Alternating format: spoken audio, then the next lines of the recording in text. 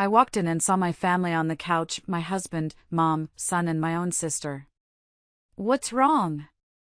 I asked, fearing the worst. "Mom, sit down," my son said. "You need to accept a new reality. You're not in charge of this family anymore. Aunt Brenda. She makes Dad happier now." I was furious, they all knew. I left the room without a word. The next day, I had 118 missed calls. Hello everyone. Thank you for being here with me today. Before I begin my story, I'd love to know which city you're joining us from. Please feel free to share in the comments. Now, let me take you into this story. The Chicago wind was biting that night, the kind of cold that seeps through your coat and settles into your bones. I had just landed at O'Hare after 3 grueling days in New York, salvaging a deal that my husband, Mark, had almost torpedoed with his arrogance. I was exhausted. My eyes burned from lack of sleep, and my shoulders ached under the weight of my laptop bag. All I wanted was a hot shower, a glass of red wine, and the comfort of my home. I wanted to tell Mark that I had fixed his mess, that the H&M real estate empire we had built over 22 years was safe for another quarter. I pulled my car into the driveway of our suburban estate. The lights were on in the living room, blazing bright against the dark, snowy lawn. That was strange. Usually, by 10 p.m., the house was quiet. Mark would be in his study, and my 21-year-old son, Tyler, would be in his room gaming or out with friends. I unlocked the front door, dropping my keys in the bowl on the foyer table. The silence that greeted me wasn't peaceful, it was heavy. It felt charged, like the air before a thunderstorm. "Hello?" I called out, hanging up my coat. "Mark?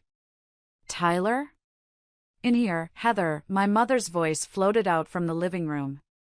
My stomach tightened. My mother, Joyce, lived 40 minutes away.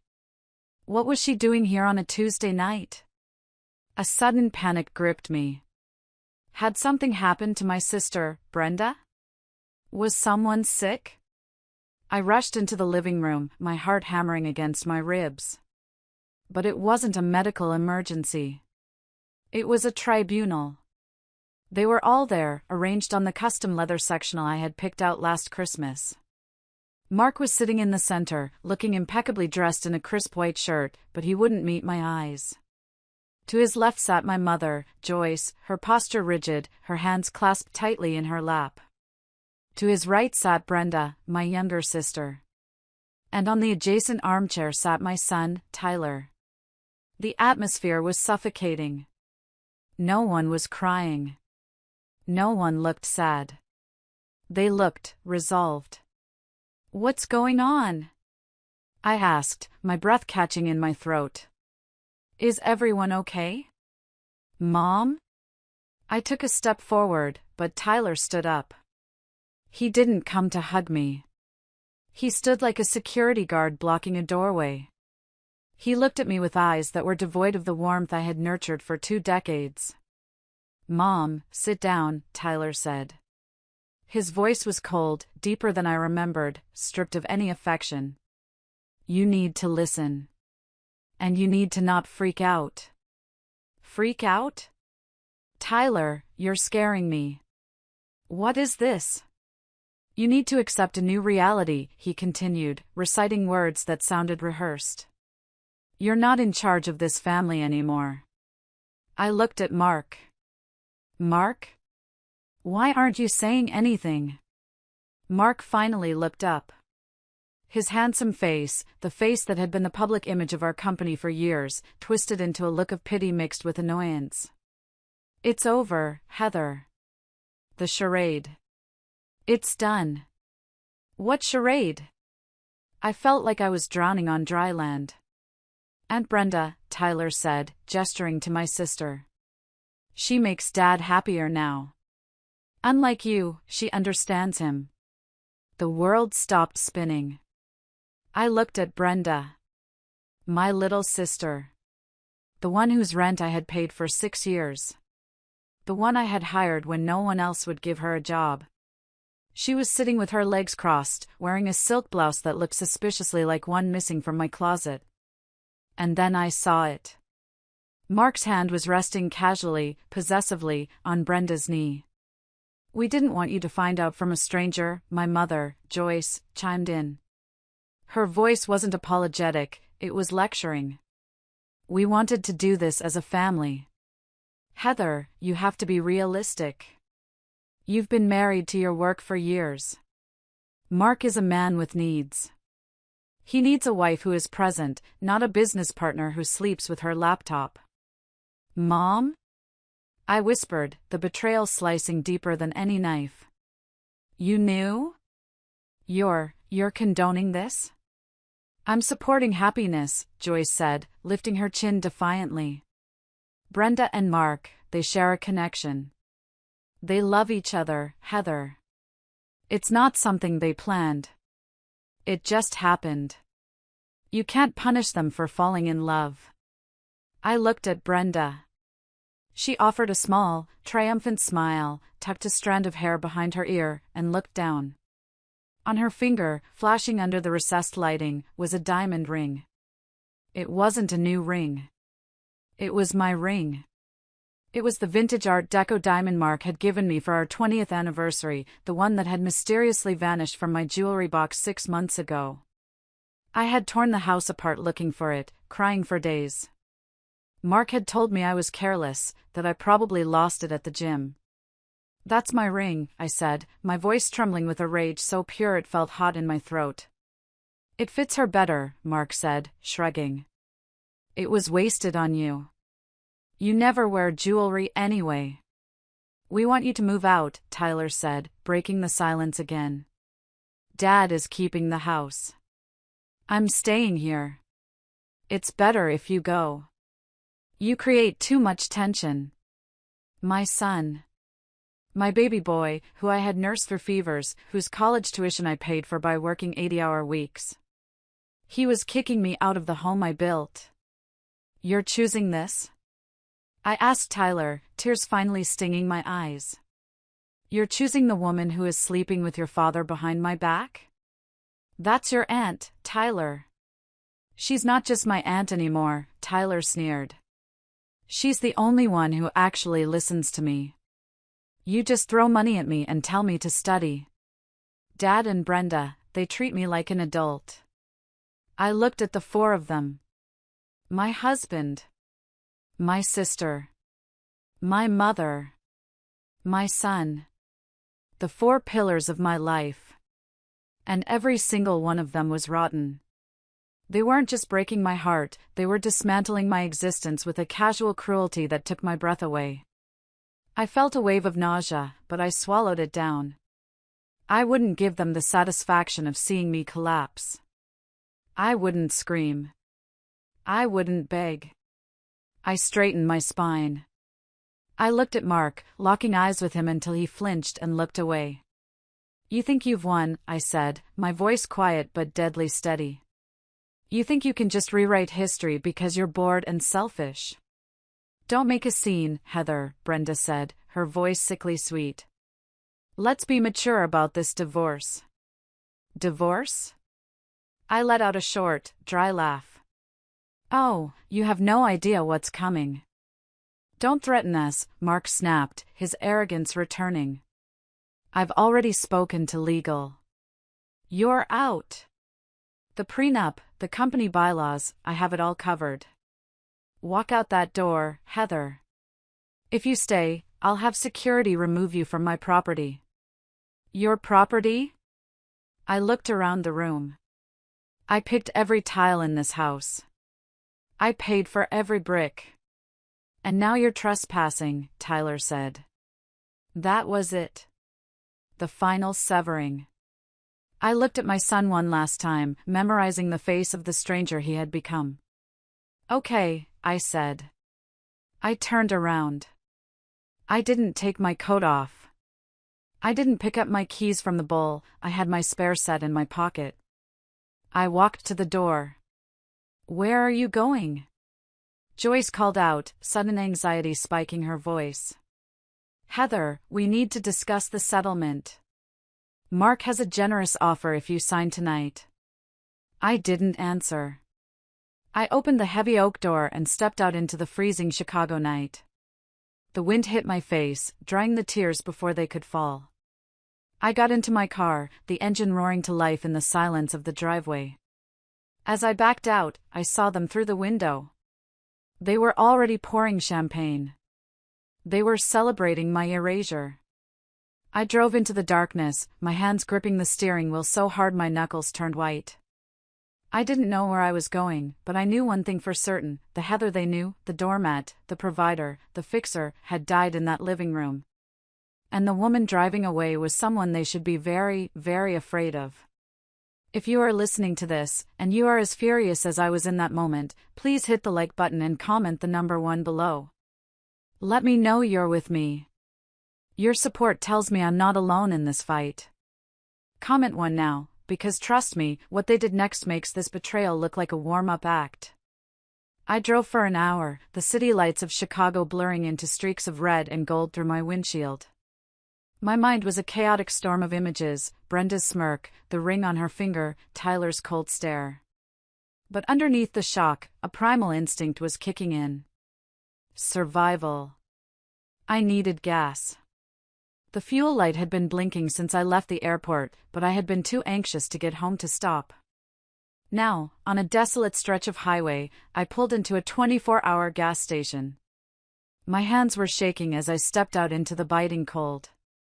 I slid my credit card, the platinum card linked to our joint account, the one I used for everything from grocery runs to business dinners, into the pump. Processing. The screen blinked red. Declined. See cashier. I frowned. That was impossible.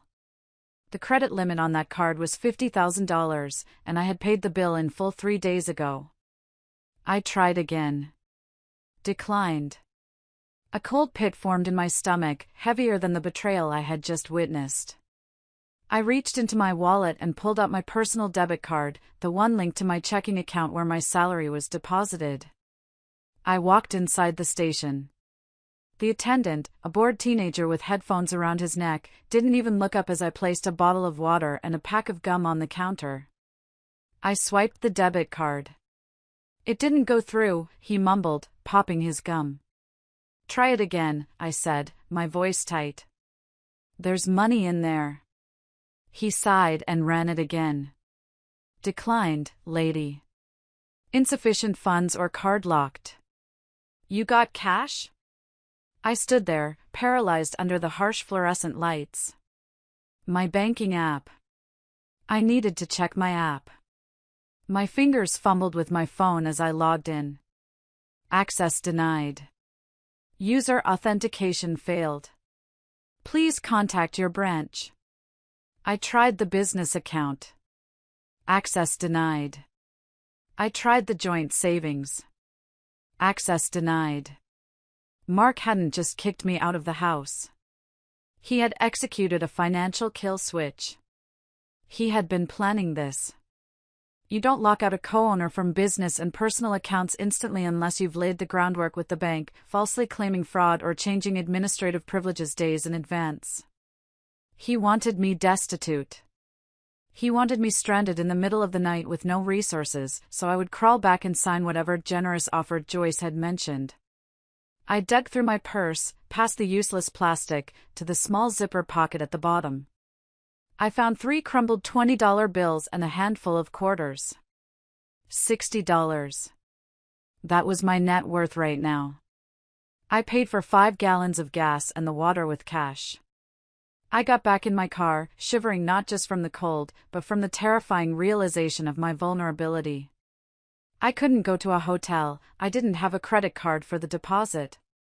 I couldn't go to my mother's house. I couldn't go to Brenda's. I drove until I found a motel with a flickering neon sign that read vacancy. It was one of those places where truckers slept for a few hours, the kind of place where the sheets smell like stale smoke and regret. Cash up front, the night manager said through bulletproof glass. $50 for the night. I handed over 50 of my remaining $60. He slid a key across the tray. Room 12. The room was freezing. The heater rattled and coughed out air that smelled like burnt dust. I sat on the edge of the sagging mattress, still in my expensive business suit, my coat wrapped tight around me. I looked at my phone. The screen was lit up with notifications. Not apologies. Not please come back. 118 missed calls. They were mostly from a number I recognized, Mark's personal attorney, a shark named Robert Vance. And then the emails started pinging. Subject: Dissolution of Marriage Settlement Agreement. Subject: Urgent, NDA required. Subject: Notice of Termination H&M Real Estate. I opened the termination notice first. It was a PDF attached to an email from the HR director, a woman I had hired, a woman I had mentored. Dear Ms. Heather Bryant, effective immediately, your position as Chief Operating Officer is terminated for cause, allegations of corporate espionage and gross negligence. I laughed. A harsh, ragged sound in the empty room. Espionage? Negligence? I was the one who stayed up until 3 a.m. auditing the books. I was the one who knew every zoning law in Chicago. Mark couldn't even convert a PDF without asking me for help. And then, a text message came through. It was from Tyler. My thumb hovered over the screen, a tiny, foolish part of me hoping he had snuck away, that he was sorry. Tyler, Mom, don't make this hard. Dad says he'll cut off my tuition and trust fund if you fight the divorce. He promised me the VP spot next year if I stick with him. You always told me to be ambitious. I'm just doing what you taught me. Please understand. I dropped the phone onto the bed like it was burning hot.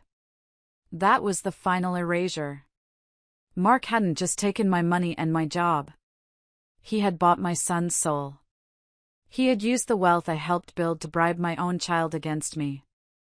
I curled up on top of the dirty bedspread, knees to my chest. The tears finally came, hot and fast. I cried for the boy I used to read bedtime stories to. I cried for the sister I had protected on the playground. I cried for the husband I had believed in when he was nothing but a smile and a cheap suit. But as the night wore on and the tears dried into crusty salt on my cheeks, something else began to settle in my chest. It was cold and heavy, like a stone. They thought they had erased me. They thought that by taking the credit cards and the passwords, they had taken my power. They forgot one thing. They forgot who built the castle they were sitting in. They forgot who designed the security systems, who wrote the contracts, and who knew where the bodies were buried. Mark thought H&M Real Estate ran on his charm. He was about to learn that it ran on my brain. And while he might have stolen the keys to the front door, he had forgotten that the architect always leaves a back door. I stared at the water stain on the ceiling, waiting for the sun to rise. I wasn't Heather the wife anymore. I wasn't Heather the mother. I was Heather the architect. And I was about to bring the whole house down. Sleep was impossible in that motel room. The traffic noise from the interstate was a constant drone, but it was the noise in my head that kept me awake. Memories, sharp and jagged, played on a loop.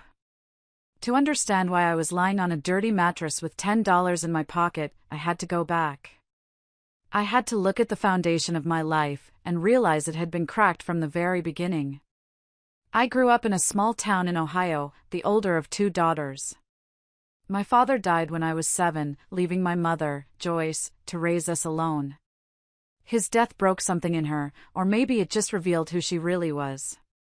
She was a woman who needed to be adored, needed to be the center of attention, and she projected that need onto her children. Or rather, onto one child. Brenda was born beautiful. Even as a baby, she had ringlets of gold hair and big, blue saucer eyes that made strangers stop in the street. I was plain. Brown hair, serious eyes, sturdy. I was the responsible one. Brenda was the princess. I remembered the day I turned 18. I had just received my acceptance letter to the University of Chicago with a partial scholarship. It was my ticket out. I had worked 3 part-time jobs throughout high school, tutoring, waitressing, shelving books at the library, to save for the rest of the tuition. I ran into the kitchen, waving the letter. "Mom!" I got in. Joyce was at the table, painting Brenda's nails. Brenda was 12 then, already demanding and petulant. "That's nice, Heather," Mom said without looking up. "But keep your voice down, Brenda has a headache." "But Mom, it's Chicago. It's the business program." Joyce sighed, finally looking at me. Her eyes weren't filled with pride. They were calculating. "Heather, honey, we need to talk about that money you saved." "My college fund?" "Well, Brenda has been scouted. There's a modeling convention in Orlando next month. It could be her big break. But the fees, the travel, the portfolio photos, it's expensive." My stomach dropped. "Mom, that's my tuition money. I earned it." "You're so selfish, Heather," Brenda chimed in, blowing on her wet nails. "Don't you want me to be famous? When I'm rich, I'll buy you a car." "Heather," Mom said, her voice taking on that tone, the one that mixed guilt with command. "You are the strong one. You are smart, you can always find a way. You can work another year, take night classes." "But Brenda? She's delicate. This is her dream. You wouldn't want to crush your sister's dream, would you? Families sacrifice for each other." I gave them the money. Of course I did. I had been conditioned for 18 years to believe that my value lay only in what I could provide for them. I was the scapegoat, the mule, the fixer. Brenda was the golden child, the star, the one who deserved to shine. Brenda went to Orlando. She didn't get signed. She spent the money on clothes and theme parks. I spent the next year working double shifts at a diner to earn the money back. I started college a year late, exhausted but determined. That dynamic never changed. It just evolved. When I graduated at the top of my class, Mom didn't come to the ceremony because Brenda had severe anxiety over a breakup with a boyfriend of 2 weeks. I walked across the stage alone. When I got my first big promotion at a finance firm, Mom said, "That's great, honey. Hey, can you loan Brenda $2,000? Her landlord is being unreasonable." I paid Brenda's rent. I paid for her car repairs. I paid for her acting classes that she never attended. I bought Mom a condo so she wouldn't have to worry about stairs. I thought I was buying their love. I thought if I just gave enough, worked hard enough, fixed enough problems, they would finally look at me the way they looked at Brenda. I thought that one day, Mom would cut my face and say, "I'm so proud of you, Heather. You are my joy." But I was never their joy. I was their utility bill. I was their safety net. And then I met Mark. He was charming, ambitious, and seemed to see me. He told me I was brilliant. He told me I was beautiful. I didn't realize then that he had the same calculating look in his eyes that my mother had. He didn't see a soulmate, he saw a host. He saw a woman who was trained to give everything and ask for nothing in return. He fit perfectly into the empty space in my heart that my mother and sister had gouged out. I married him, thinking I was building a new family, a better family. Lying in the dark motel room, the realization hit me with the force of a physical blow. I hadn't escaped my family dynamic by marrying Mark. I had recreated it. Mark was the golden child, demanding adoration and resources. I was still the scapegoat, working in the shadows to keep the lights on. And Brenda. Brenda was just the inevitable conclusion. The two parasites in my life had finally found each other. "You're the strong one, Heather," my mother's voice echoed in my memory. Well, she was right about one thing. I was strong. Strong enough to carry them for 40 years. And now, God help them, I was strong enough to drop them. I sat up in bed, the metal springs squeaking. I wasn't going to cry anymore. The sadness was gone, replaced by a cold, clinical clarity. They wanted the delicate Brenda? They wanted the dreamer Mark? Fine. They could have each other. But they couldn't have my money. They couldn't have my company. I reached for my laptop bag. It was time to stop being the daughter who sacrificed. It was time to be the CEO who liquidated bad assets.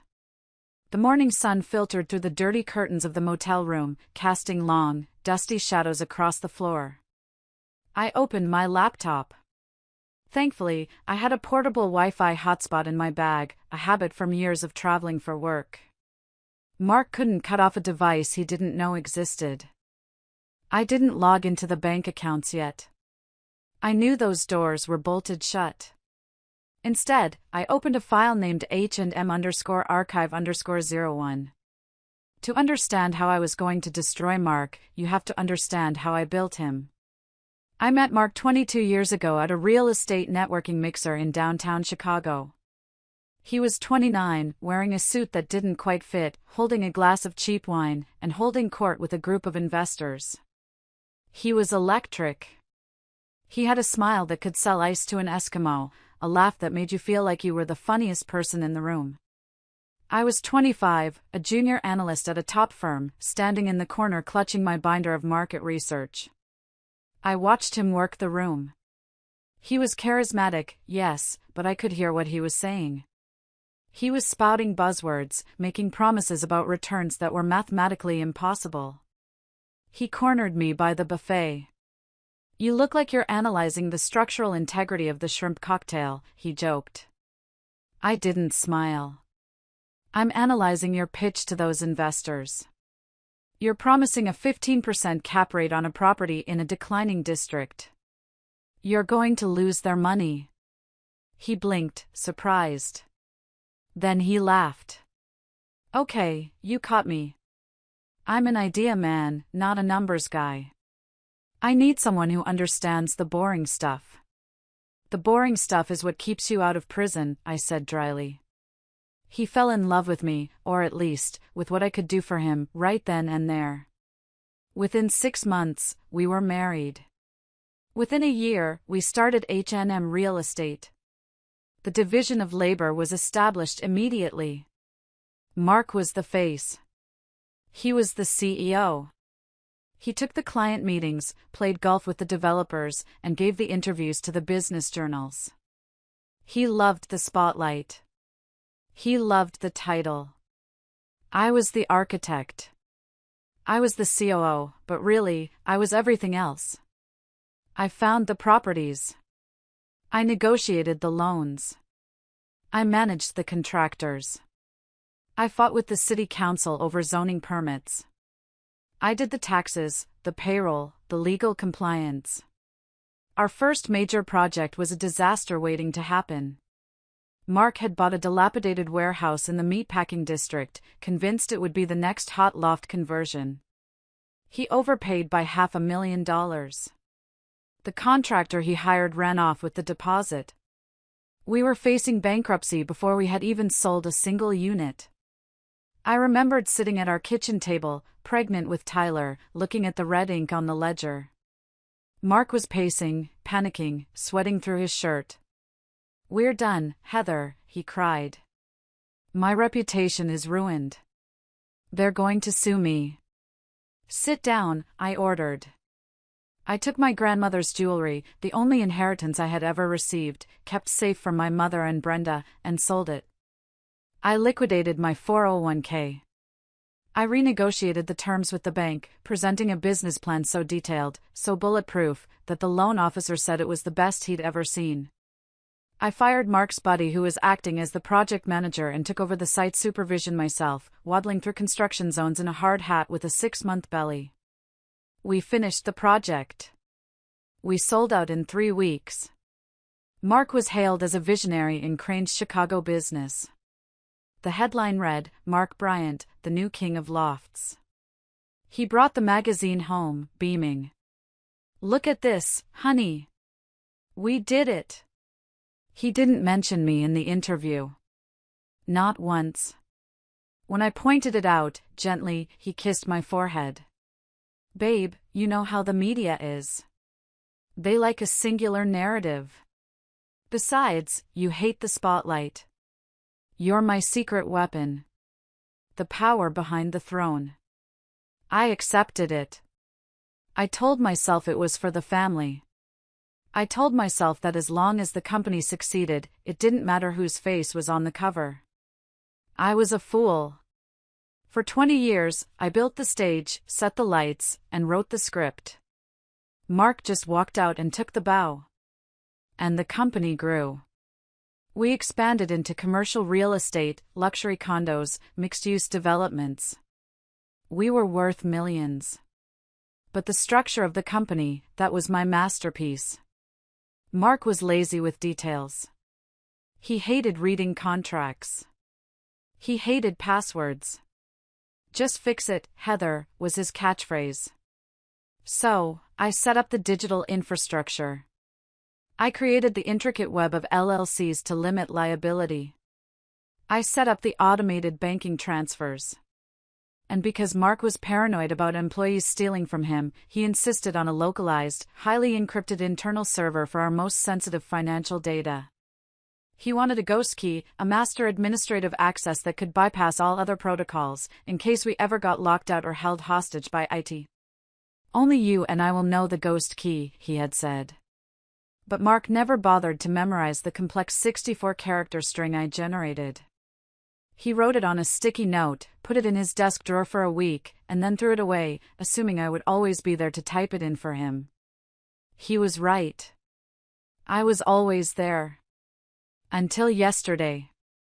Now, sitting in the motel, I looked at the login screen for the H&M private server. The VPN tunnel was secure. Mark thought that by calling the bank and removing me as a signatory, he had cut me off. He thought that by firing me through HR, he had revoked my access. He relied on standard protocols. He relied on the front door. He forgot about the ghost key. My fingers hovered over the keyboard. I typed in the string of characters. It was a line from a poem I loved, mixed with the GPS coordinates of the first building we ever bought, and the date Tyler lost his first tooth. Mark didn't know any of those things. Authentication. Processing. Access granted, administrator level. The screen flooded with data. The entire nervous system of H&M real estate lay open before me. Emails, bank transfers, wire logs, tax documents, private chat histories.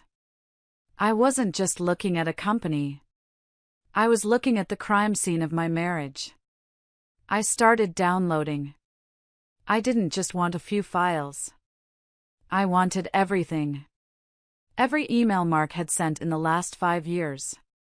Every expense report. Every wire transfer to the Cayman Islands or Switzerland. And that's when I saw it. A folder named Project B. It wasn't a building project. B stood for Brenda. I opened the folder, and the blood drained from my face. This wasn't just an affair. This was embezzlement on a massive scale. Dates, amounts, receipts.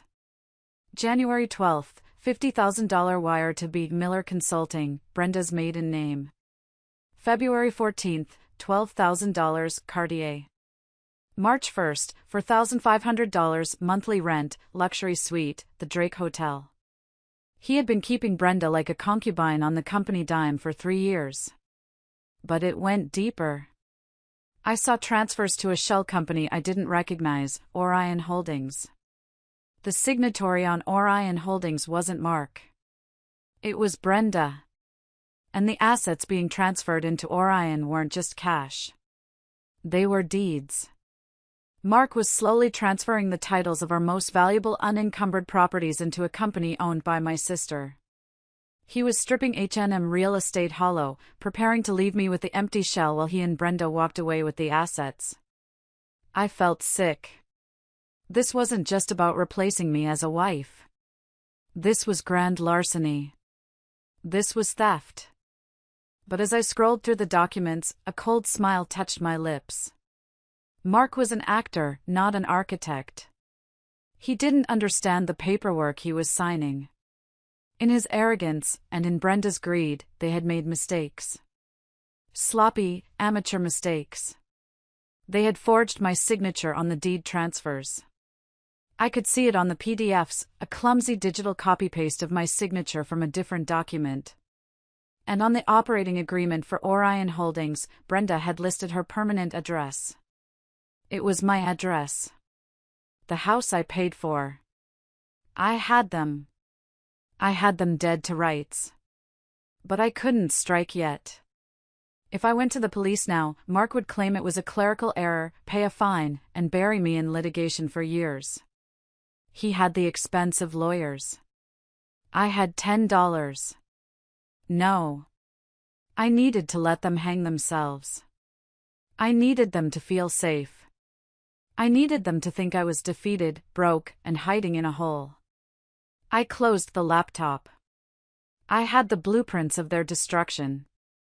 Now, I just needed to build the trap. The digital evidence of Project B burned in my mind, forcing me to recall exactly how Brenda had infiltrated my sanctuary. It started 5 years ago, a time when H&M real estate was booming, and my guard was down. Brenda had just gone through her third divorce. Her ex-husband, a decent mechanic named Dave, had left her because she refused to work and spent his paycheck on designer purses she couldn't afford. She showed up at my doorstep with 2 suitcases and a sob story that would have won an Oscar. He was abusive, Heather, she cried, throwing herself into my arms. I later learned abusive meant he cut up her credit card. I have nowhere to go. Mom said you'd help. Joyce called me 10 minutes later.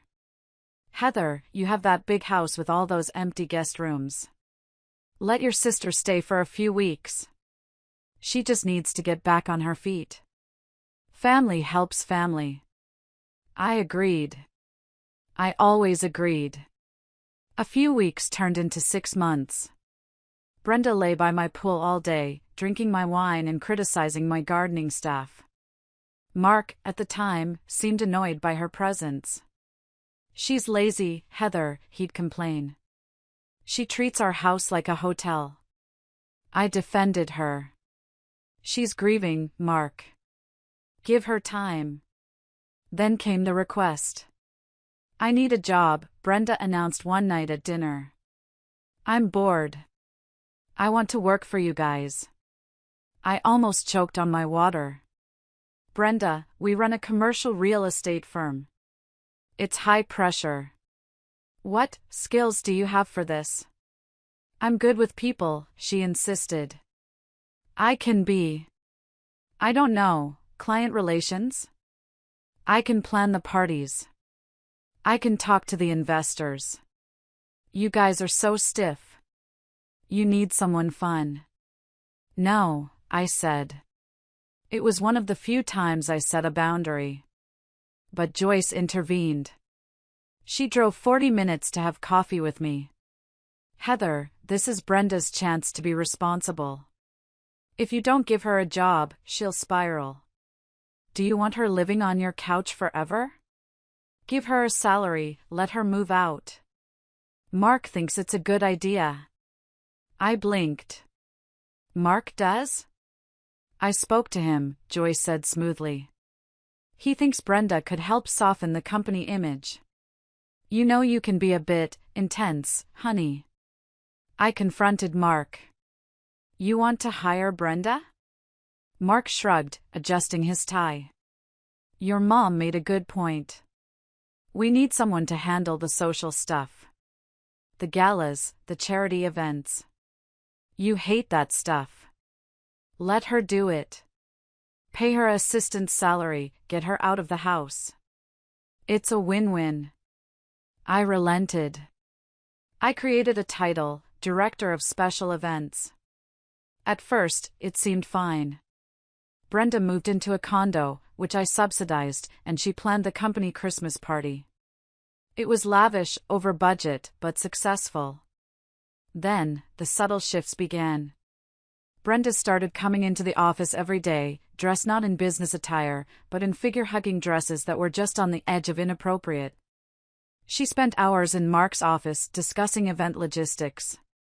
I would walk by and hear them laughing. Whenever I entered the room, they would stop. "What's so funny?" I'd ask, feeling a prickle of unease. "Just a joke about a client," Brenda would say, smiling that saccharine smile. "You wouldn't get it, Heather. It's an inside joke." She started joining us for business lunches. Then she started replacing me at them. "Heather, you stay and finish the quarterly projections," Mark would say. "Brenda and I will take the developers to the steakhouse. You know you hate small talk." And I did hate small talk. I loved the work. So I let them go. I stayed in the office, eating a salad at my desk, crunching numbers, ensuring our profit margins were healthy, while my husband and my sister drank martinis and laughed at my expense. I noticed changes in Mark. He started dressing younger. He bought a Porsche he didn't need. He started staying out late for networking. When I expressed concern, Joyce gaslit me to oblivion. "You're being paranoid, Heather," she scolded. "You should be happy Mark and Brenda get along. Most men hate their in-laws. It's a blessing. Don't ruin it with your jealousy. It's unbecoming." Jealousy. She made me feel like a crazy, insecure shrew. Now, looking at the Project B folder on my laptop, I saw the reality. The networking dinners were dates. The business trips to Miami were vacations. And the consulting fees paid to Brenda were actually her allowance for being his mistress. The snake hadn't just slithered into the grass. I had opened the gate, invited her in, and fed her warm milk. And the worst part? My mother had held the gate open. Joyce had brokered this. She had pushed Brenda onto Mark, knowing exactly what Brenda was capable of. She wanted Brenda to have the life I had built, because in her twisted mind, Brenda deserved the kingdom, and I was just the builder meant to construct it and move on.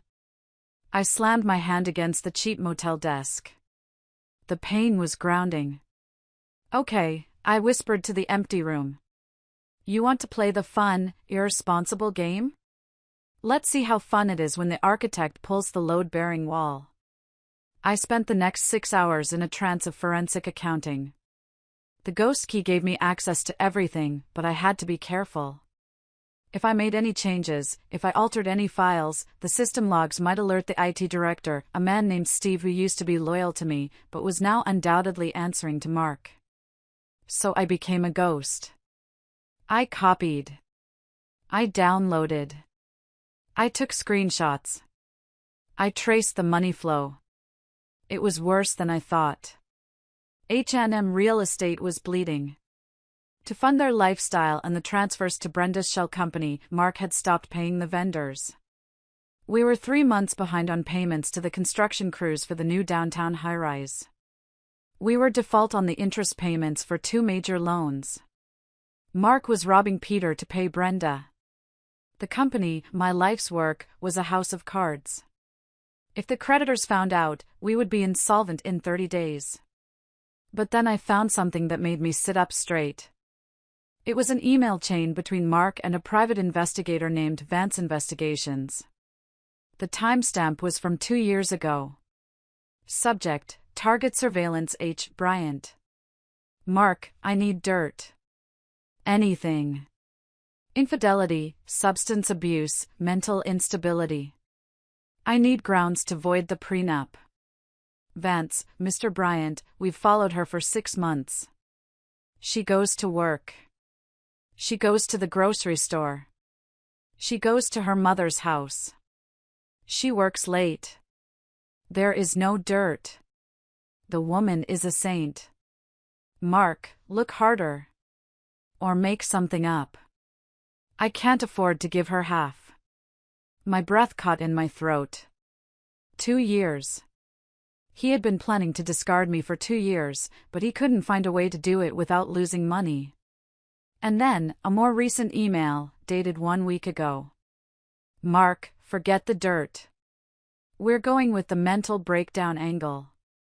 Her family will testify. Her mother and sister are on board. We'll claim she's overworked, paranoid, unfit to lead. We'll force a vote of no confidence with the board. Once she's out, we trigger the buyout clause at the lowest valuation. Joyce, I can testify that she's been erratic lately. Very emotional. I'm worried about her, Mark. We need to do what's best for the company. I stared at the screen, tears of rage blurring my vision. My own mother was co-conspirating to frame me as mentally unstable so her golden child could steal my husband and my money. Erratic, I whispered. I'll show you erratic. I dug deeper. I needed leverage. Evidence of fraud was good, but it would take time to prove in court. I needed something immediate. Something that would terrify Mark. I found it in the tax returns.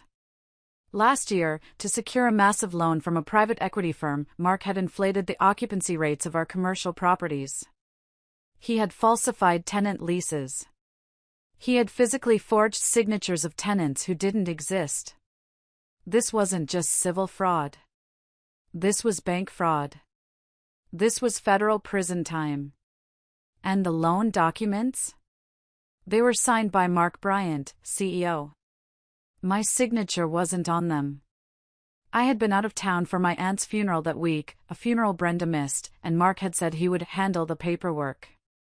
He had signed his own death warrant, and he didn't even know it. I copied the loan documents. I copied the fake leases. I created a dossier that was a nuclear bomb. I checked the clock. It was 2 p.m. I had been working for 12 hours straight. I was hungry, unwashed, and running on adrenaline. I needed a burner phone. I couldn't use my cell, they were probably tracking it or getting the logs. I went to the convenience store across the street, buying a cheap prepaid phone with cash. Back in the room, I sat on the bed and stared at the new phone. Who could I call? My friends? Most of them were couple friends shared with Mark. They would likely side with the charming Mark or stay neutral. My family? Obviously not. My employees? Too risky. I needed someone powerful. Someone who hated Mark. Someone who had the resources to fight a war. A name popped into my head. Arthur Sterling. Arthur was a billionaire real estate tycoon in Chicago. Old money, ruthless, but principled. 3 years ago, Mark had outbid Arthur for a prime piece of land on the riverfront. Mark had won by bribing a city zoning official to reclassify the land, a move I had fiercely opposed but Mark had done behind my back. Arthur had suspected foul play. He had publicly called Mark a snake in a cheap suit. Mark had laughed it off, but Arthur had never forgotten. If I went to Arthur Sterling with proof of Mark's fraud, specifically the fraud that screwed Arthur out of that land deal, it was a Hail Mary. Arthur might just laugh at me. He might throw me out. But he was the only person in Chicago with enough power to shield me from Mark's legal team. I dialed the number for Sterling Enterprises. I knew it by heart, I had stared at it enough times when we were rivals. Sterling Enterprises, Executive Office, a crisp voice answered. I need to speak to Mr. Sterling. Immediately. Mr. Sterling is in meetings. May I ask what this is regarding? Tell him it's Heather Bryant. Tell him I know how Mark Bryant got the riverfront zoning permit. And tell him I have the emails. There was a pause. Hold, please. 30 seconds later, a gruff, deep voice came on the line. Mrs. Bryant. To what do I owe the pleasure? Is your husband sending you to gloat? My husband just fired me, emptied my bank accounts, and moved his mistress into my house, I said, my voice steady. I'm not here to gloat, Mr. Sterling. I'm here to burn him to the ground. And I thought you might want to bring the marshmallows. Silence. Then, a low chuckle. I'm listening.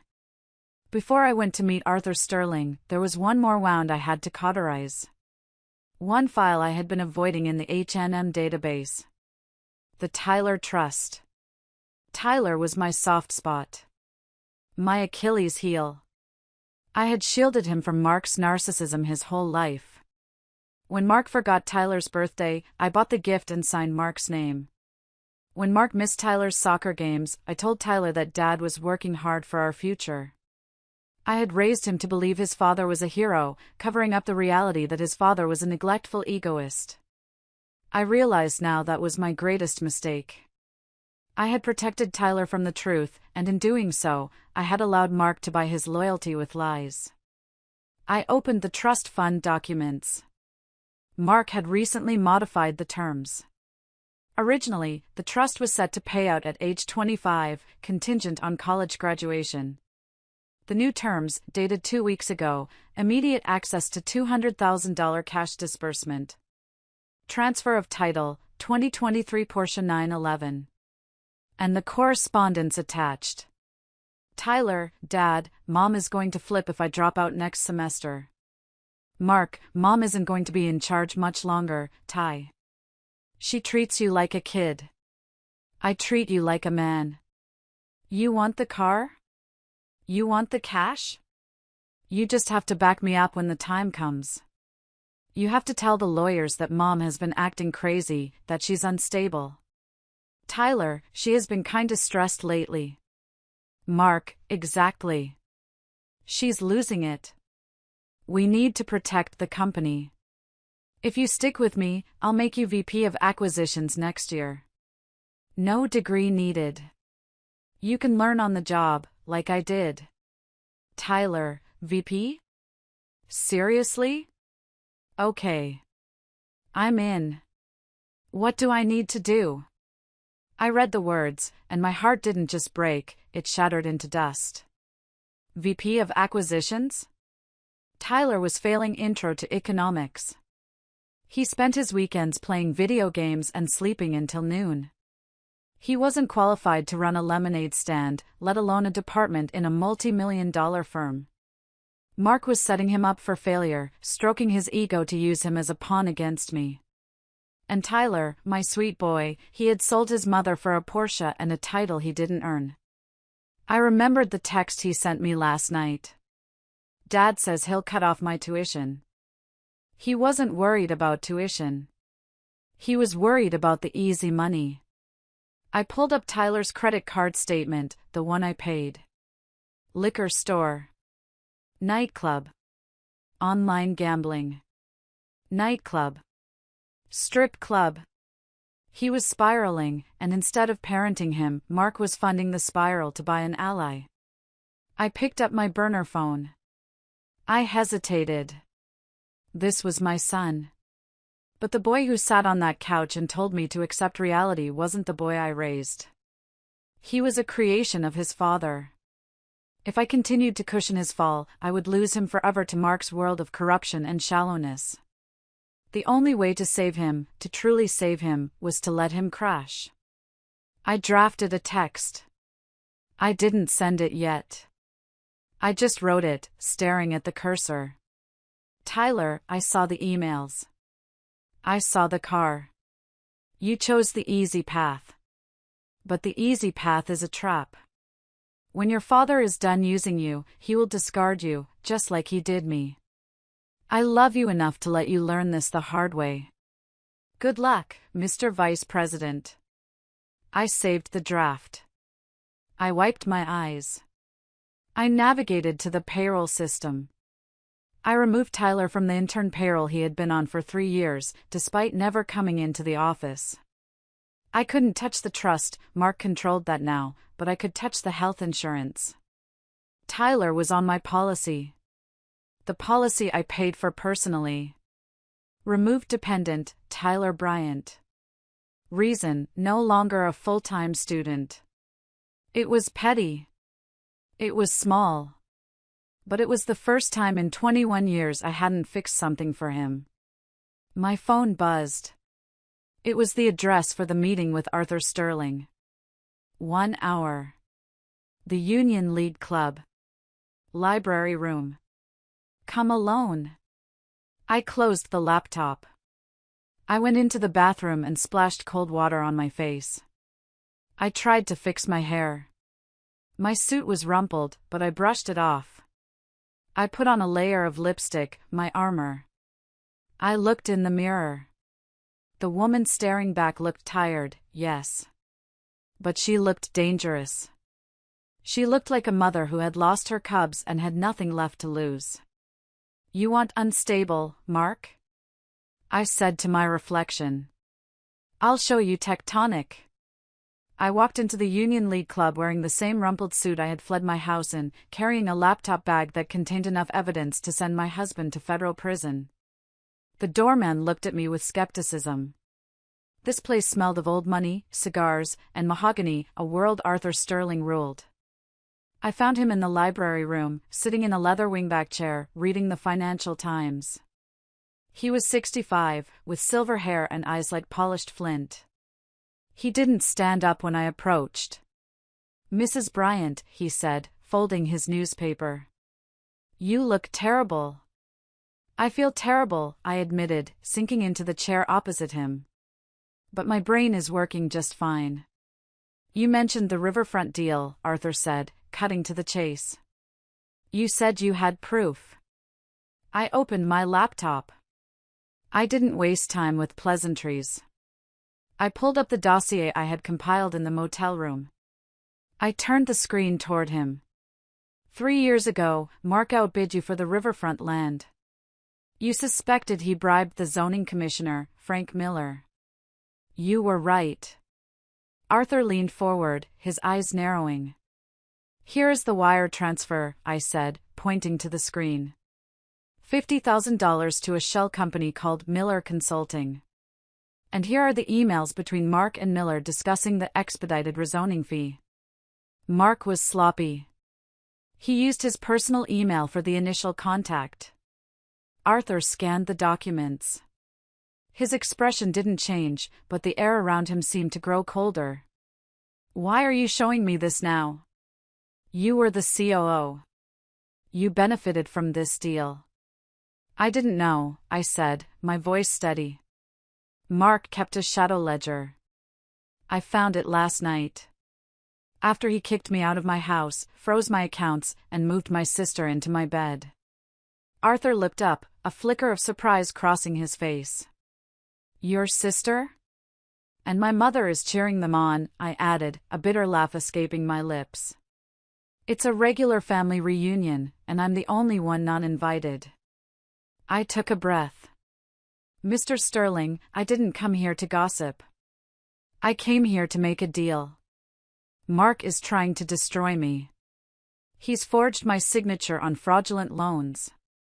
He's embezzling company funds. He's going to leave H&M Real Estate a smoking crater. And you want me to save you? Arthur asked, raising an eyebrow. No.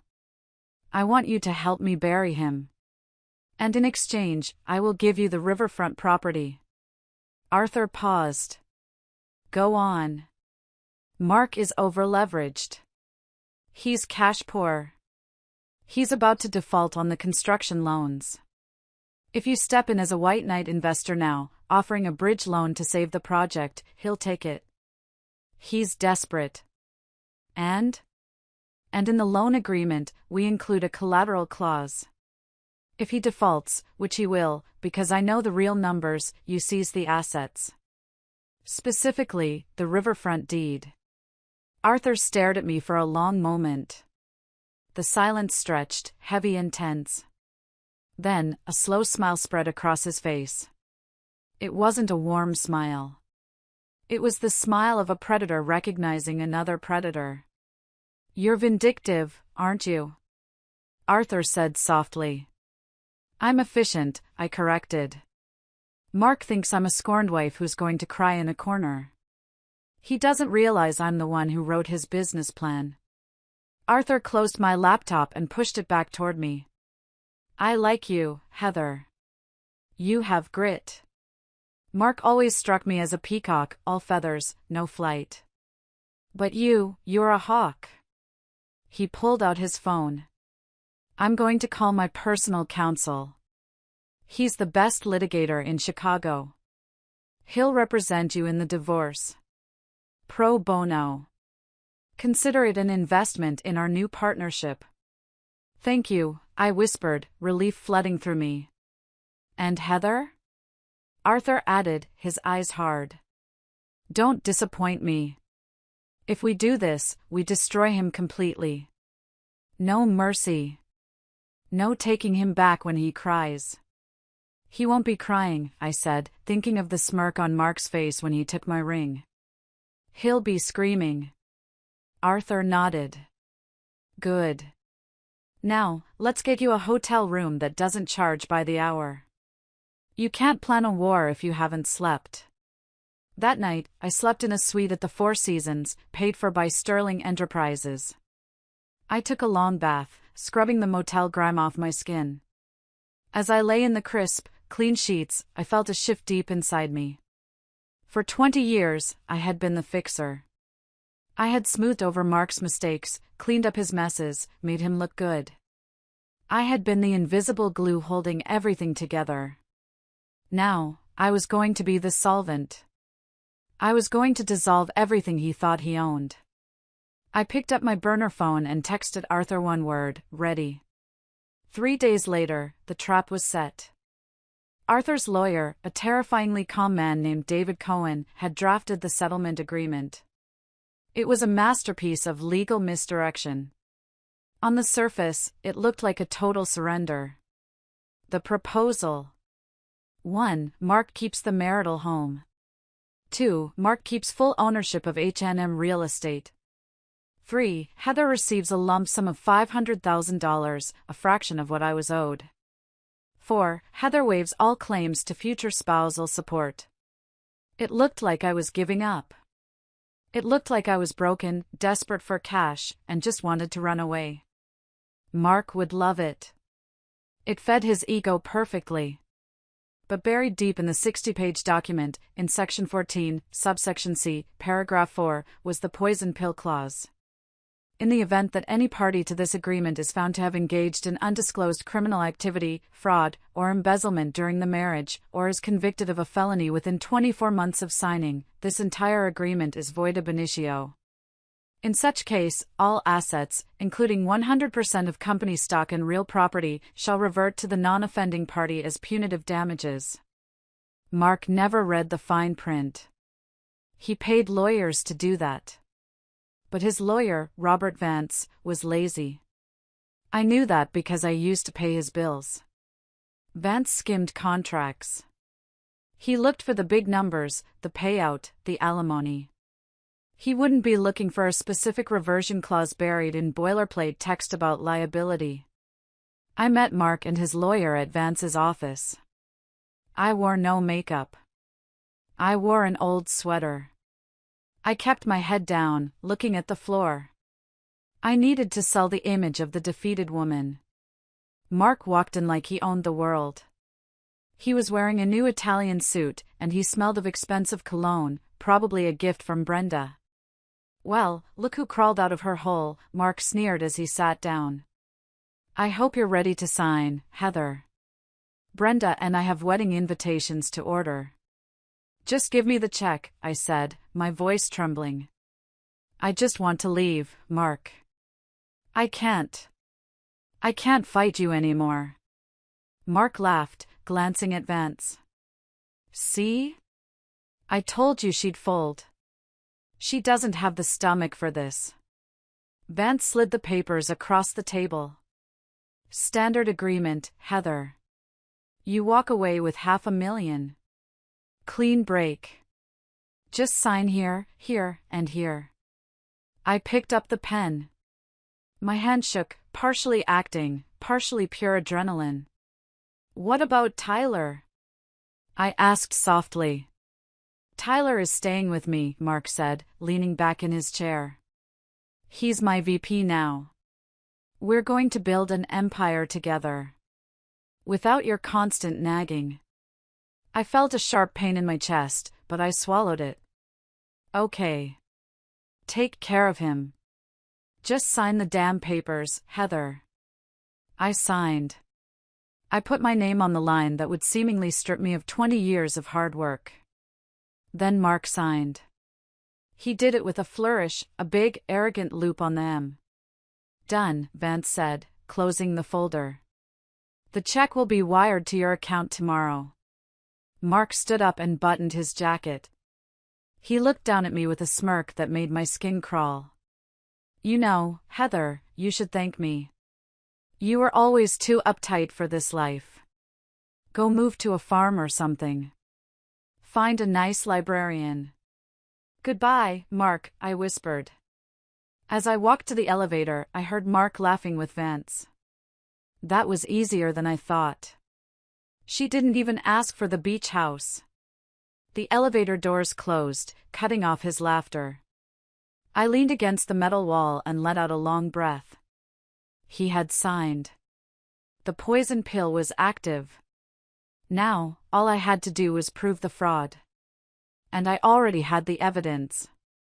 I just needed the right stage to present it. And what better stage than the wedding? Mark and Brenda had announced their date. It was in 3 weeks. A rush wedding, they called it. They wanted to be legitimized before the spring gala season. 3 weeks. That was my timeline. I walked out of the building and into Arthur's waiting town car. Did he sign? Arthur asked from the back seat.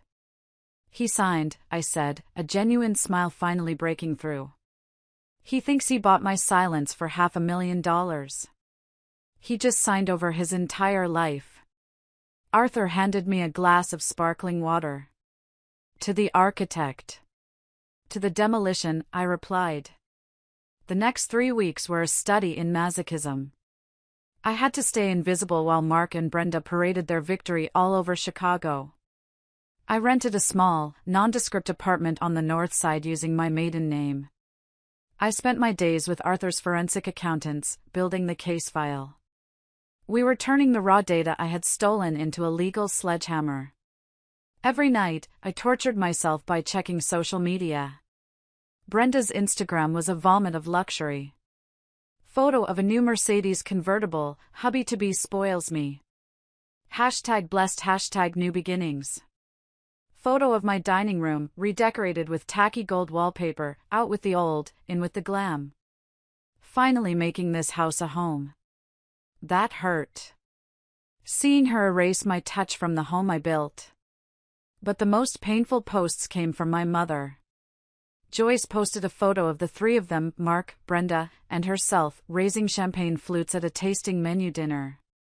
Caption, finally, a family that knows how to enjoy life. So proud of my beautiful daughter Brenda and my wonderful son-in-law Mark.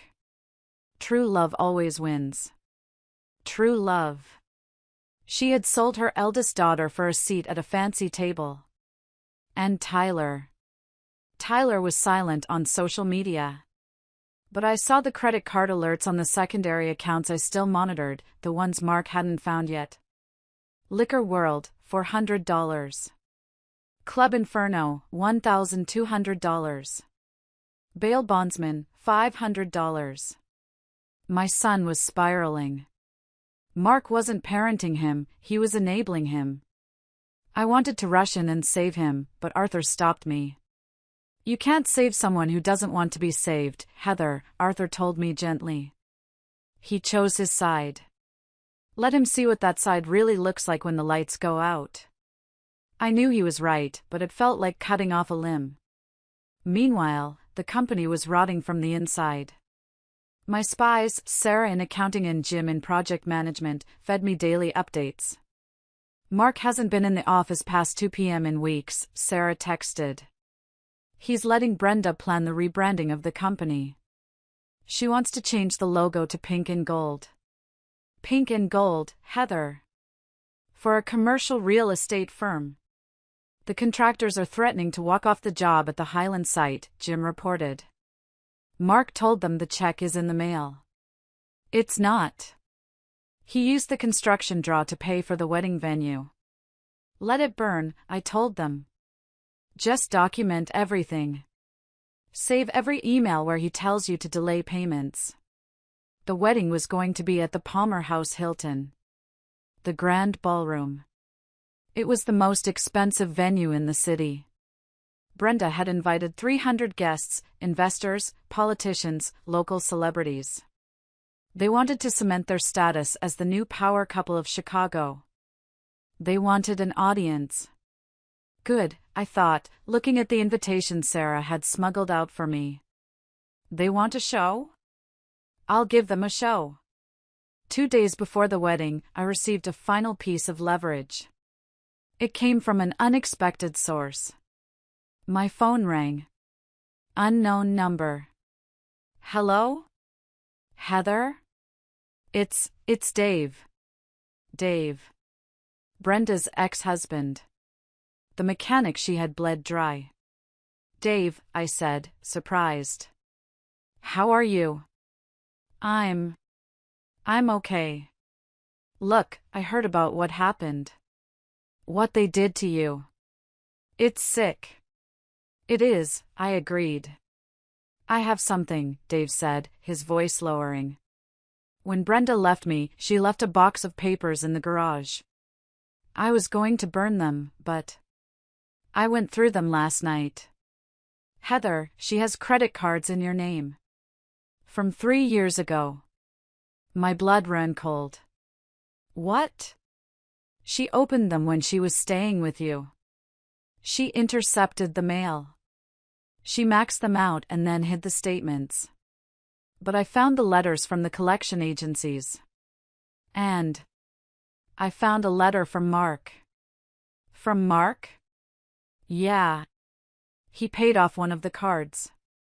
The letter says, I covered this one, B, but you have to be more careful. If Heather sees this on the credit report, we're both dead. Keep sticking to the plan. 2 more years and we take it all. 2 more years. The timeline matched perfectly. Mark had been conspiring with my sister to steal my identity and my money while I was feeding her and giving her a job. Dave, I said, my voice shaking. Can you bring me that box? I'm on my way, he said. When Dave handed me that box, I felt the final lock click into place. This wasn't just fraud. This was a conspiracy. Predatory, calculated, and evil. I looked at the letter in Mark's handwriting. 2 more years and we take it all. I put the letter in my safe. Thank you, Dave, I said. Give 'em hell, Heather, he said, a grim smile on his face. Oh, I plan to, I replied. I plan to give them the whole inferno. The day before the wedding, I did something dangerous. I went to see Tyler. I knew I shouldn't. Arthur advised against it. But I was a mother first, and a vengeful ex-wife second. I needed to give him one last chance to step off the sinking ship. I waited outside his new penthouse apartment, the one Mark had bought with company funds. At 11 a.m., Tyler stumbled out, looking hungover. He was wearing designer sunglasses and a hoodie that cost more than my first car. Tyler, I called out. He jumped, spinning around. When he saw me, his face hardened. Mom? What are you doing here? You're stalking me now? I'm not stalking you. I'm trying to save you.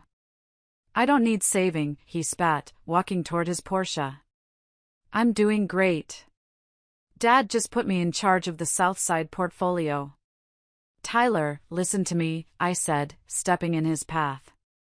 Your father is lying to you. The company is bankrupt. He's stealing money to pay for this lifestyle. He's using you as a shield. When the feds come, and they are coming, your name is on the documents. Tyler laughed. It was a hollow, brittle sound. You're just jealous. You're jealous because Dad is winning and you're nobody. You're living in some dump, right? Dad told me. I'm living in reality, I said, my voice urgent. Tyler, please. Don't go to the wedding tomorrow. Just call in sick.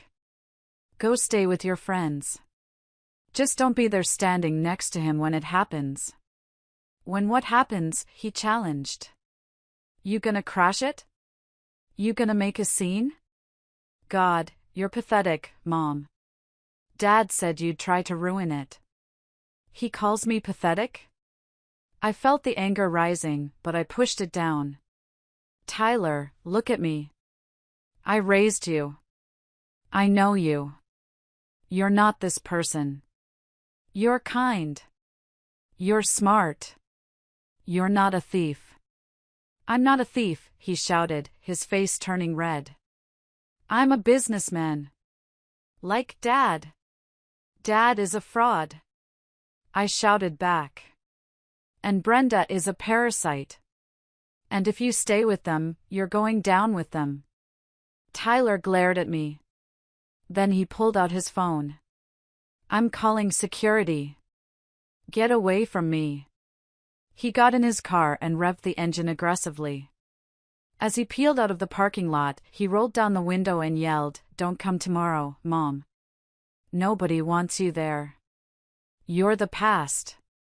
I watched him drive away, my heart breaking all over again. But this time, the break was cleaner. I had tried. I had extended the hand. He had slapped it away. Now, he was on his own. I drove back to my apartment. Arthur was waiting for me with the final preparations. How did it go? He asked, though he clearly knew the answer from my face. He's gone, I said flatly. He's fully brainwashed. Then he learns the hard way, Arthur said. Are you ready for tomorrow? Yes. We have the projector access codes? Yes. The police are briefed? Yes. Detective Miller is meeting us in the lobby at 8 p.m.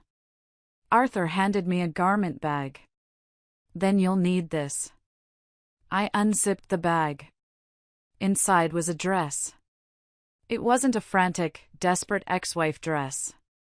It was a sleek, black, tailored tuxedo suit. Yves Saint Laurent. Powerful. Elegant. Severe. Wear your armor, Heather, Arthur said. Tomorrow, you're not the victim. You're the executioner. I touched the fabric. It felt cool and smooth. Thank you, Arthur. Get some rest, he said. Tomorrow is going to be a long night. I didn't rest. I sat by the window, watching the city lights. I thought about Mark and Brenda, probably rehearsing their vows right now. Probably laughing about how they had gotten away with it. 2 more years and we take it all. They wouldn't get 2 years. They wouldn't even get 2 days. Tomorrow, Mr. and Mrs. Bryant were going to have a very different kind of reception. The morning of the wedding dawned gray and overcast. A perfect Chicago day for a funeral. I spent the morning reviewing the presentation. We had timed it perfectly.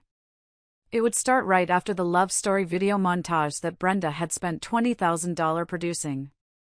At 6 p.m., the guests began to arrive at the Palmer house. I watched the live stream from a camera Arthur had planted in the ballroom.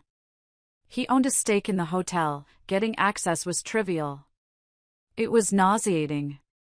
The room was dripping in crystals and pink roses, thousands of them. There was an ice sculpture of Mark and Brenda intertwined. I saw my mother, Joyce, greeting guests. She was wearing a champagne-colored gown that was far too young for her, beaming like she had won the lottery.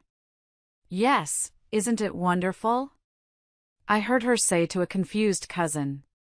They are soulmates. Heather? Oh, poor Heather just couldn't handle Mark's success. She's taking some time away. I saw Mark. He looked nervous but triumphant.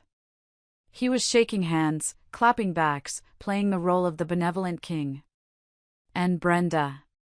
She walked in wearing a custom Vera Wang gown, dripping in diamonds, diamonds that my company paid for. She looked beautiful, I had to admit. Beautiful and rotten. The ceremony began. I listened to them exchange vows. "I promise to be your partner in all things," Mark said, looking deep into Brenda's eyes. "I promise to support your dreams and spend my life making you happy," Brenda cooed. I sat in the hotel suite upstairs, sipping a black coffee. "Lies," I whispered. "Every word is a lie." "Are we good to go?" Arthur asked, checking his watch. "The signal is live," the tech guy confirmed. "As soon as you give the word, we hijack the feed." "Not yet," I said. "Wait for the toasts. Wait until everyone is seated and watching the screens."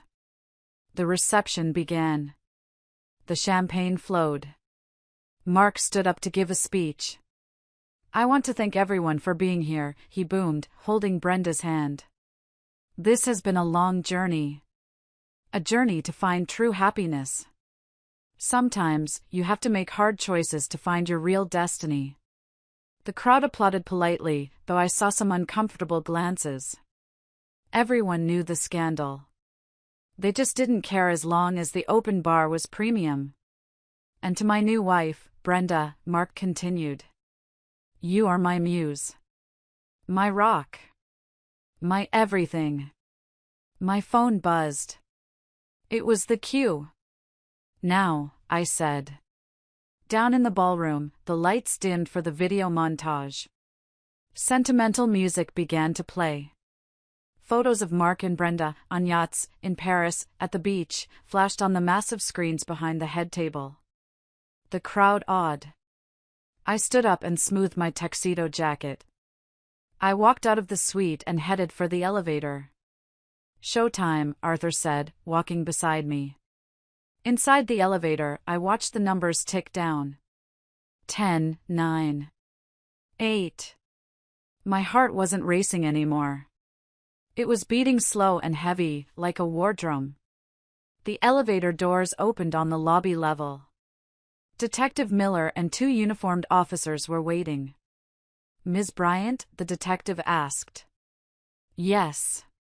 We have the warrant. We're ready when you are." "Give me 5 minutes," I said. "I want them to see it before the handcuffs go on." "Understood." I walked toward the ballroom doors. The security guards, hired by Mark to keep me out, stepped forward. "Ma'am, this is a private event." Arthur Sterling stepped out from behind me. "And I own the building. Step aside, or you'll be looking for work tomorrow." The guards hesitated, recognized Arthur, and immediately stepped back. I pushed open the double doors.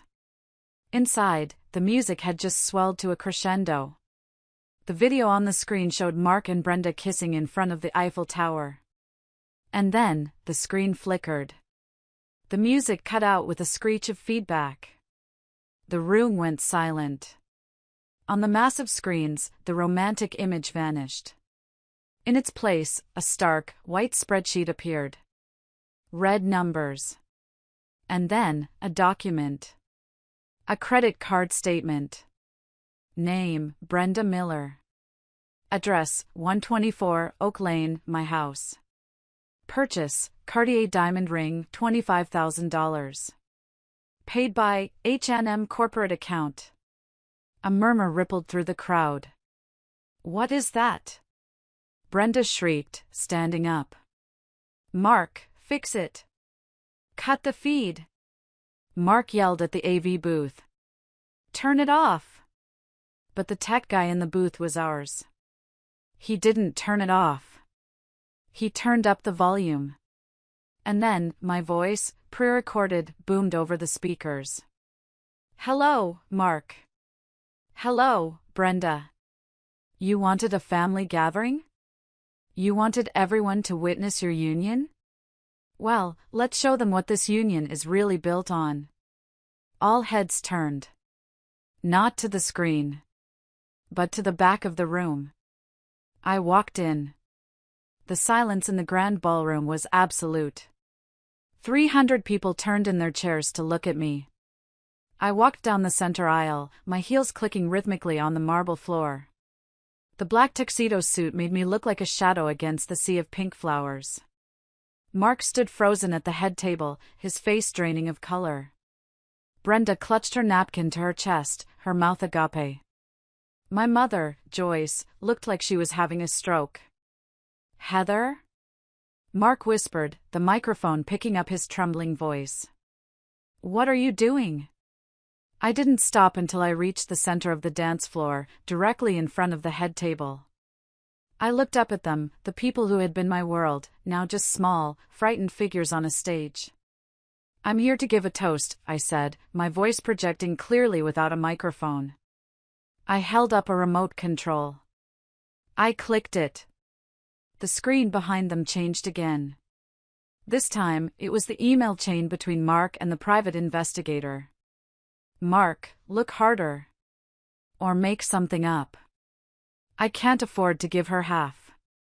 The crowd gasped. I saw investors, men Mark respected, men he needed, leaning in, whispering furiously. Turn it off! Mark screamed, lunging toward the DJ booth. Security! Get her out of here! Sit down, Mark, Arthur Sterling's voice boomed from the doorway. Unless you want to add assault to your list of felonies. Mark froze. He saw Arthur.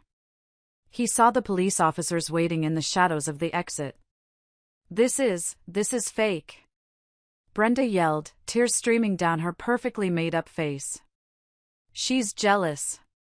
She hacked the system. She's crazy. Crazy? I clicked the remote again.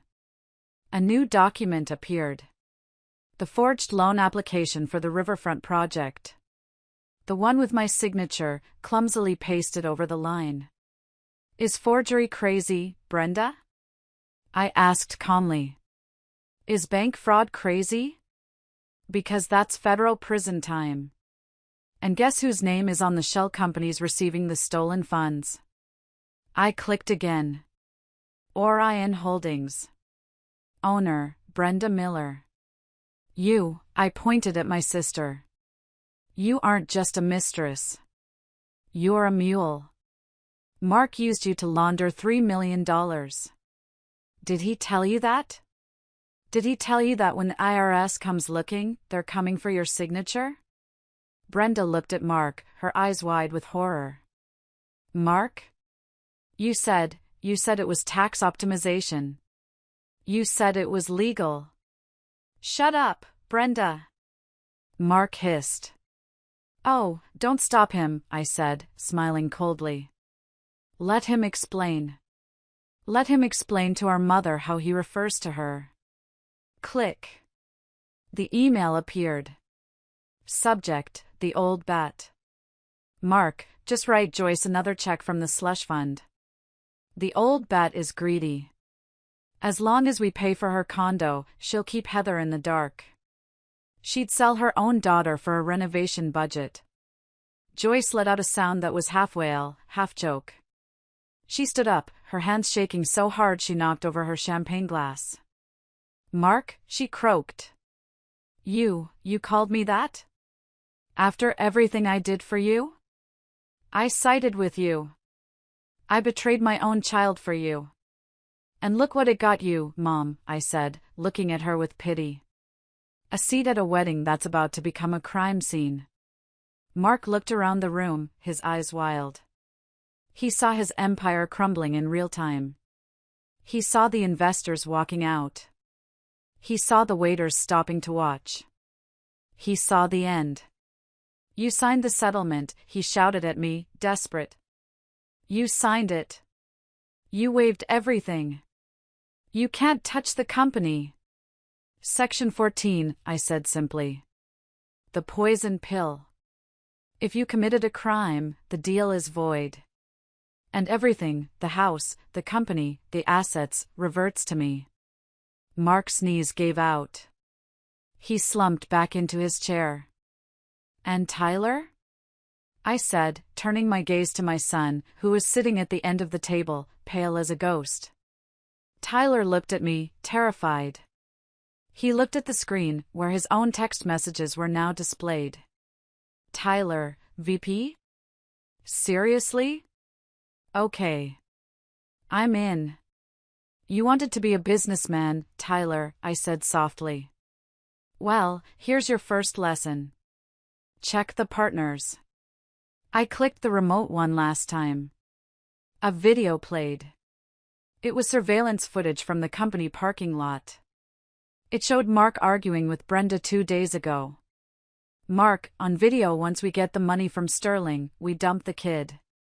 Tyler is a liability. We leave him with the tax debt and move to Monaco. He's too stupid to notice. The ballroom went dead silent. Tyler stood up slowly. He looked at his father. The hero worship in his eyes was gone, replaced by a shattering realization. Dad? Tyler whispered. You were going to leave me? Mark stammered. Ty, no. It was. I was just stressed. It's out of context. You called me stupid, Tyler said, his voice cracking. You said I was a liability. Tyler, sit down, Mark ordered, trying to regain control. Don't listen to her. Tyler didn't sit down. He picked up his glass of champagne and threw it in Mark's face. I hate you. Tyler screamed. I hate you. Chaos erupted. Joyce was sobbing. Brenda was hyperventilating. Mark was wiping champagne off his face, looking like a drowned rat. I lowered the remote. The presentation was over. I nodded to Detective Miller. The police marched into the room. The guests parted like the Red Sea. Mark Bryant, the detective, announced. You are under arrest for bank fraud, embezzlement, and forgery. Brenda Miller, you are under arrest for conspiracy and money laundering. No! Brenda shrieked as the officer grabbed her wrists. I didn't know. I'm just the girlfriend. He made me do it. Tell it to the judge, the officer said, snapping the handcuffs on. Mark didn't scream. He just stared at me. As they cuffed him, he looked me in the eye. You ruined everything, he spat. You bitter, vindictive bitch. I walked up to him. I stood so close I could smell the fear on him. I didn't ruin anything, Mark, I said, calm as a frozen lake. I just turned on the lights. And you? You're just a cockroach who got caught. They dragged him away. The wedding guests were stunned into silence. The only sound was Joyce's weeping. I looked at the head table one last time. The cake was uncut. The flowers were perfect. The illusion was destroyed. I turned to Arthur Sterling. I think I'm done here. Brilliant, Arthur said, offering me his arm. Absolutely brilliant.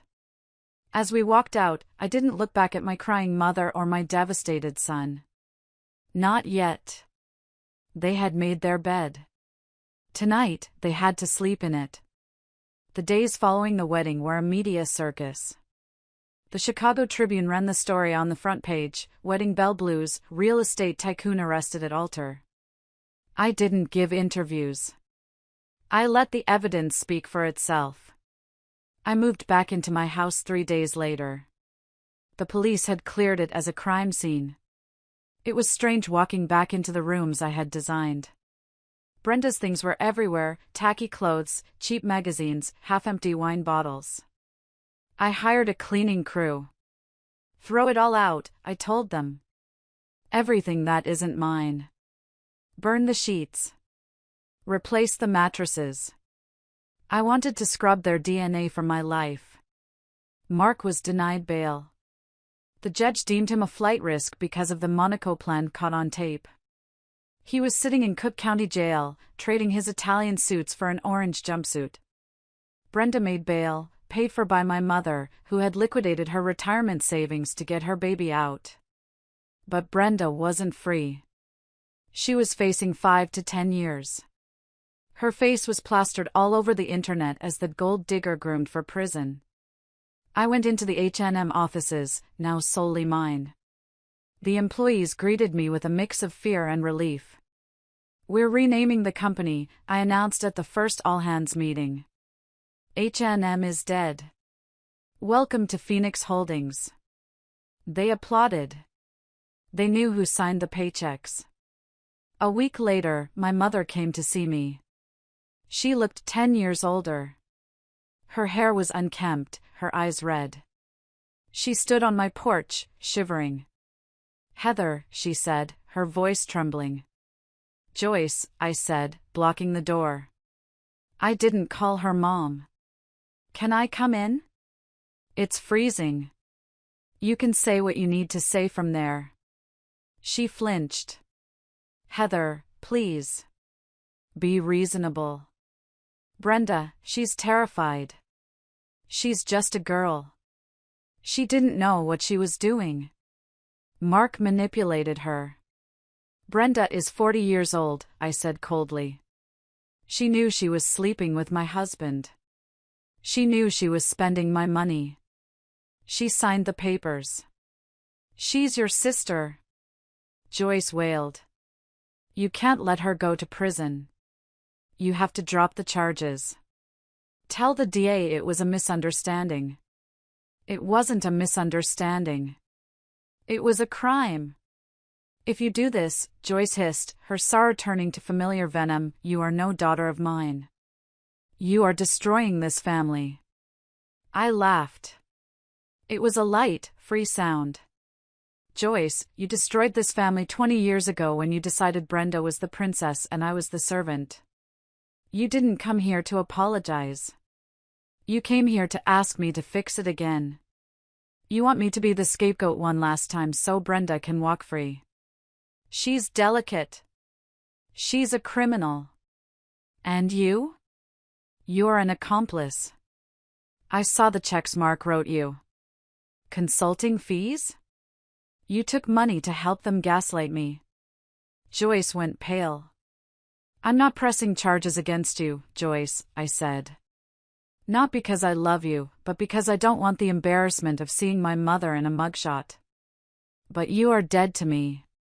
Do not call me. Do not come here.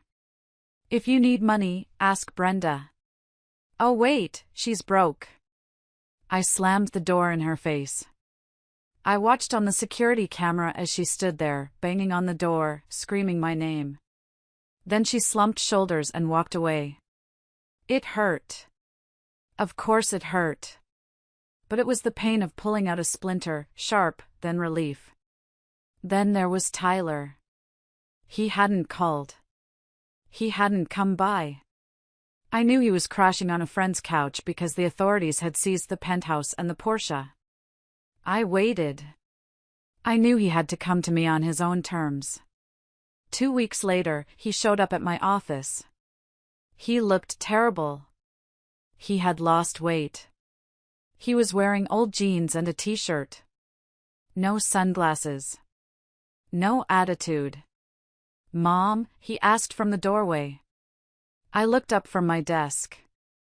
"Hello, Tyler." He walked in and sat in the chair opposite me. He looked at his hands. "I'm sorry," he whispered. "I know," I said. "I was stupid. He made me feel important. He told me I was better than school. He told me you were holding me back. And you believed him because it was easier than working," I said gently but firmly. "Yeah," he admitted, tears dripping onto his jeans. "I saw the video. He called me a liability. He was going to leave me. He was. I have nothing, Mom. They took the car.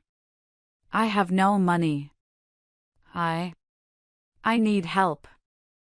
I looked at my son. I wanted to hug him. I wanted to write him a check and fix everything. But I was the architect now. And you don't build a strong structure on a cracked foundation.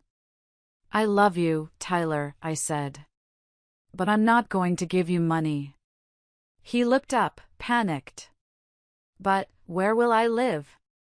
I don't know. That's for you to figure out. Mom, please.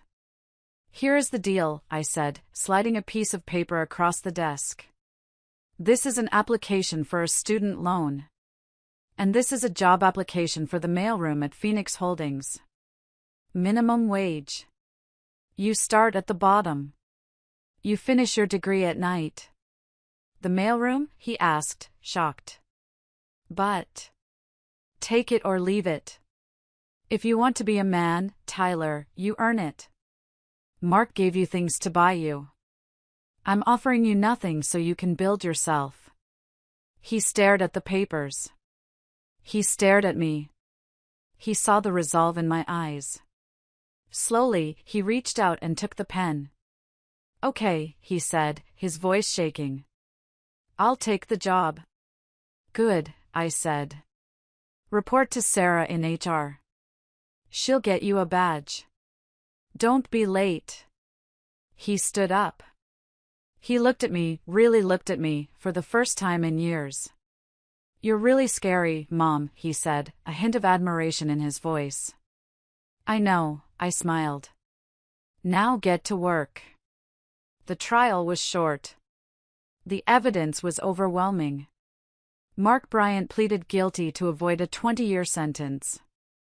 He got 8 years in federal prison, plus restitution. He looked gray and defeated in the courtroom. He didn't look at me once. Brenda took a plea deal. 3 years in prison for fraud. She sobbed when the gavel came down. She looked at Joyce in the gallery, screaming, Mom, do something. But Joyce could do nothing.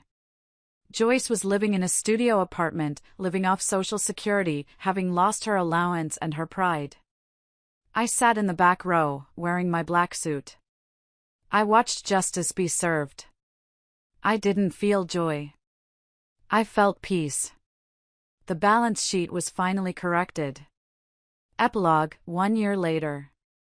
I stood in my office on the 40th floor, overlooking the Chicago River. The Phoenix Holdings sign on the wall behind me was sleek silver and blue, no pink anywhere. The company was thriving. We had just closed the riverfront deal with Arthur Sterling. It was going to be a mixed-use development, luxury condos, but also affordable housing and a community center. My phone buzzed. Tyler, hey Mom, just finished my econ final. Think I aced it.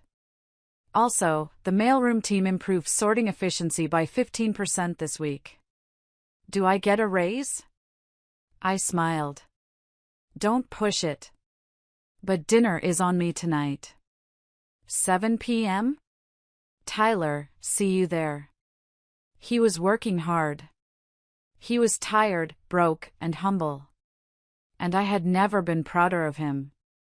He was becoming the man I knew he could be, not the caricature his father tried to mold. There was a knock on my door. Come in. Arthur Sterling walked in, holding a bottle of champagne. To the 1-year anniversary, he said. Of the day you burned down the circus. It seems like a lifetime ago, I said, taking the glass. You know, Arthur said, leaning against my desk. Mark sent me a letter from prison. He wants to know if I'll buy his shares of the old shell companies. He needs money for the commissary. What did you tell him? I told him I only do business with the CEO. And the CEO is busy building an empire. We clinked glasses. I looked out at the skyline. I had lost a husband. I had lost a sister. I had lost a mother. But I had found myself. I wasn't the scapegoat anymore. I wasn't the fixer. I wasn't the invisible wife. I was Heather Bryant. The architect. And my life? It was finally, truly, mine. Thank you for listening to my story. It wasn't easy to relive, but if my journey can help even one person stand up to the toxic people in their life, then it was worth it. Family isn't always blood. Family are the people who respect you, who value you, and who stand by you when the storm hits. If you are holding on to someone just because they are family, but they are hurting you, let go. You are strong enough to build something new. If you enjoyed this story and want to see more justice served, please hit that like button, it really helps the channel grow. And subscribe so you don't miss the next story. And tell me in the comments, have you ever had to cut off a toxic family member? How did you find the strength? I read every single comment, and I'd love to hear your story. Until next time, stay strong, stay smart, and never let anyone take the keys to your castle.